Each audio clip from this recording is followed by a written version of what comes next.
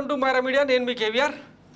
అప్పుడెప్పుడో 3 దశాబ్దాల కింద నమోదైన ఒక కేసు, దళితుల శిరోముండనం కేసులో తోట త్రిమూర్తులు ఎవరైతే ఉన్నారో ఎమ్మెల్సీ, వైసీపీ ఎమ్మెల్సీ, ప్రస్తుత వైసీపీ ఎమ్మెల్సీ 2024 ఎన్నికల సందర్భంగా మండపేట అసెంబ్లీ అభ్యర్థిగా వైసీపీ తరఫున పోటీ చేస్తున్న తోట త్రిమూర్తుల కేసు ఇప్పుడు సంచలనంగా మారింది. ఆయనకు హైకోర్టు 18 నెలల జైలు శిక్ష విధించడం, ఆ తర్వాత వెంటనే బెయిల్ ఇవ్వడంతో ఒక్కసారిగా టీడీపీ శ్రేణులు జూలు విధిల్చి ఆయన మీద కసి తీర్చుకునే ప్రయత్నం చేస్తున్నాయి. అలాగే అయితే తోట త్రిమూర్తుల వ్యవహారాన్ని మొత్తం వైసీపీకి అంటగట్టే ప్రయత్నం సోషల్ మీడియాలో విచ్చలవిడిగా చేస్తున్నారు. ఒకసారి ఆయన కేసుకు సంబంధించిన పూర్వపరాలు చూసిన తర్వాత మళ్ళీ మాట్లాడుకుందాం.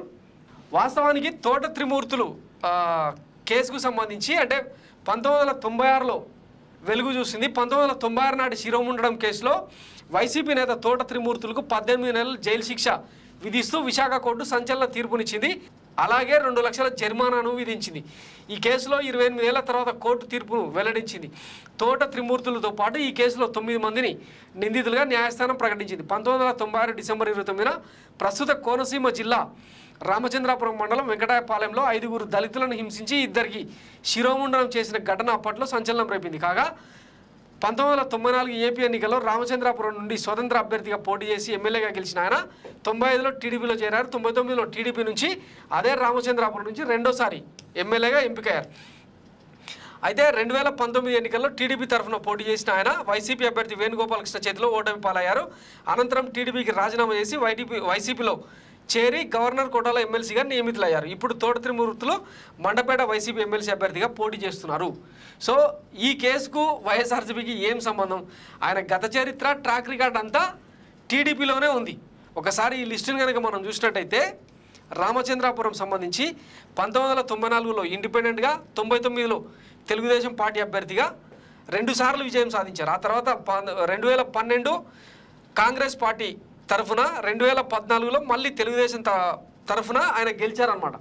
అంటే మొత్తంగా ఆయన కాంగ్రెస్, టీడీపీలో గతంలో తిరుగుతూ వచ్చి 2019లో మళ్ళీ టీడీపీ తరఫున పోటీ చేసినా కూడా చెల్లిపోయిన శ్రీనివాస వేణుగోపాలకృష్ణ చేతిలో ఓడిపోయిన తర్వాత ఇక టీడీపీ ప్రస్థానం ముగిసింది, టీడీపీకి ఛాన్స్ లేదని చెప్పి నమ్మి ఆయన వైసీపీలో చేరిండు. అయితే ఆ 27 ఏళ్ల క్రితం నాటి కేసు తీర్పు ఇప్పుడు వచ్చింది. దానికి వైసీపీకి ఏం సంబంధం? ఇక క్రిమినల్స్ అందరినీ వైసీపీలో జాయిన్ చేసుకుంటున్నారు. నీకు నిజంగానే అంత చిత్తశుద్ధి ఉంటే ఆయన శిరోముండనం కేసు వెలుగు చూసింది 96లో, ఆయన ఎమ్మెల్యే అయింది 94లో, టీడీపీలో చేరిన తర్వాత చంద్రబాబు నాయుడుకు నిజంగానే చిత్తశుద్ధి ఉంటే ఇన్నిసార్లు అవకాశం ఇవ్వద్దు కదా. సో ఈ కేసులో వైఎస్ఆర్సీపీ అలర్ట్ అయిపోయి ఈ కేసులో రివర్స్ అటాక్ మొదలు పెట్టడంతో టీడీపీ తోక ముడిచి ఇక సర్దుకునే ప్రయత్నం చేస్తుందన్నమాట. అంటే ఈ కేసును మరింత తవ్వే కొద్దీ అన్ని వేళ్ళన్నీ మన వైపు చూపిస్తాయని చెప్పి ఈ కేసును వదిలేసే పరిస్థితికి వచ్చారన్నమాట. ఇకపోతే జవహర్ లాంటి వాళ్ళు ఈయన మీద విమర్శలు చేస్తూ వస్తున్నారు. ఆంధ్రప్రదేశ్లో సంచలనం సృష్టించిన దళిత యువకుల శిరోముండనం కేసుకు సంబంధించి ఎటకేలకు తీర్పు విడుదలైంది. ప్రస్తుత YCP MLC, Mandapeta YCP MLA అభ్యర్థి తోట త్రిమూర్తులకు విశాఖపట్నం ఎస్సీ/ఎస్టీ ప్రత్యేక న్యాయస్థానం జైలు శిక్ష విధించింది. ఈ కేసులో వైసీపీ ఎమ్మెల్సీకి 18 నెలల జైలు శిక్ష విధిస్తూ న్యాయమూర్తి తీర్పునిచ్చారు. ఈ విషయంపై మాజీ మంత్రి కేఎస్ జవహర్ కీలక వ్యాఖ్యలు చేశారు. 96లో నేరం చేసిన తోట త్రిమూర్తులకు నేడు శిక్ష పడిందని చెప్పారు. న్యాయం జరగడంలో ఆలస్యం అవ్వచ్చేమో కానీ న్యాయం మాత్రం గెలుస్తుందన్నారు. తోట త్రిమూర్తులు సీఎం జగన్ బహిష్కరించకపోతే దళితుల అణచివేతకు లైసెన్స్ ఇచ్చినట్లేనని ఆయన విమర్శించారట. రాజ్యాంగ స్ఫూర్తి, రాజ్యాంగ రచనలో అంబేద్కర్ ఆలోచనతో నేడు దళితులకు న్యాయం జరిగిందని తెలిపారు. తోట త్రిమూర్తులకు 18 నెలల జైలు శిక్ష పడడం హర్షణీయమన్నారు. న్యాయమే గెలుస్తుందని ఈ తీర్పే నిదర్శనమని చెప్పారు. 1996లో 5గురు దళితులను శిరోముండనం చేసి త్రిమూర్తులు అవమానించారని మండిపడ్డారు. సో ఇది దీనికి సంబంధించిన కేసు. అయితే ఆయన అనర్హత వేటు ఏమైనా వేస్తారా అని చెప్పి ఒక చర్చ జరుగుతున్న తరుణంలో అలాంటిదేం ఉండకపోవచ్చు. ఎందుకంటే అది 27 ఏళ్ల క్రితం నాటి కేసు కాబట్టి దాని మీద అంటే ఇప్పటికే బెయిల్ వచ్చిన నేపథ్యంలో ఎన్నికల సంఘం కూడా ఆయనకు అనుమతిస్తుందని చెప్పి అంచనా వేస్తున్నారు. ఈ నేపథ్యంలో ఆయన అభ్యర్థిత్వం మీద పలు అనుమానాలు వ్యక్తమవుతున్నాయి. ఆల్టర్నేట్ వైపు కూడా వైసీపీ చూస్తున్నట్టు తెలుస్తుంది.